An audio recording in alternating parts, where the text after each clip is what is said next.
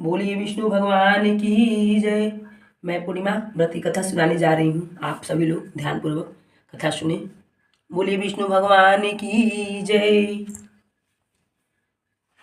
मंगली भवन अमंगल हारी, द्रवहु सुदशरथ अजर बिहारी। राम सिया राम जय जय।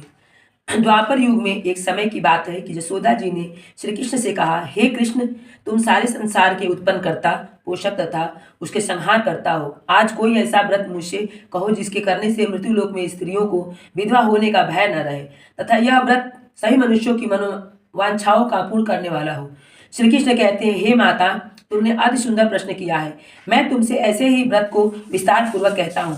सौभाग्य की प्राप्ति के लिए स्त्रियों को द्वात्रिशत 32 पूर्णमासी का व्रत करना चाहिए। इस व्रत के करने से स्त्रियों को सौभाग्य संपत्ति मिलती है। यह व्रत अचल सौभाग्य देने वाला एवं भगवान शंकर के प्रति मनुष्य मात्र की भक्ति को बढ़ाने वाला है।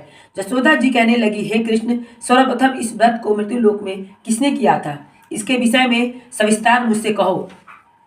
श्री कृष्ण जी कहने लगे कि इस भूमंडल पर एक अत्यंत प्रसिद्ध राजा चंद्रहास से पालित अनेक प्रकार के रत्नों से परिपूर्ण कार्तिका नाम की एक नगरी थी। वहां धनेश्वर नाम का एक ब्राह्मण था और उसकी स्त्री अति सुशीला रूपवती नाम की थी। दोनों ही उस नगरी में बड़े प्रेम के साथ रहते थे। घर में धन धान्य आदि की कमी नहीं थी। संतान न होने की वजह से उनको बड़ा दुख था। एक समय एक बड़ा तपस्वी योगी उस नगरी में आ गया। वह योगी उस ब्राह्मण के घर को छोड़कर अन्य सब घरों से भिक्षा लाकर भोजन किया करता था। वह योगी एक दिन रूपवती से भिक्षा न लेकर किसी अन्य घर से भिक्षा लेकर गंगा के किनारे जाकर भिक्षान को प्रेम पूर्वक खा रहा था कि धनेश्वर ने योगी का यह सब कार्य किसी प्रकार से देख लिया। अपने भिक्षा के अनादर से दुखी होकर धनेश्वर योगी से बोला, महात्मन, आप सब घरों से भिक्षा लेते हैं परंतु मेरे घर की भिक्षा कभी नहीं लेते। इसका कारण क्या है? योगी कहने लगा कि निपुत्री के घर की भीख पतितों के अन्न तुल्य होती है और जो पतितों का अन्न खाता है वह पतित हो जाता है। चूंकि तुम निपुत्र हो, अतः पतित हो जाने के भय से मैं तुम्हारे घर की भिक्षा नहीं लेता हूँ।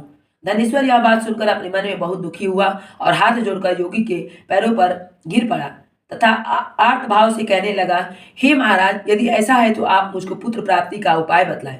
आप सर्वज्ञ हैं, मुझ पर अवश्य कृपा कीजिए। धन की मेरे घर में कोई कमी नहीं, परंतु मैं पुत्र न होने के कारण अत्यंत दुखी हूँ। आप मेरे इस दुख को दूर करें। आप सामर्थ्यवान हैं। यह सुनकर योगी कहने लगा, हे ब्राह्मण, तुम चंडी आराधना करो। घर आकर उसने अपनी स्त्री से सब वृतांत कहा और स्वयं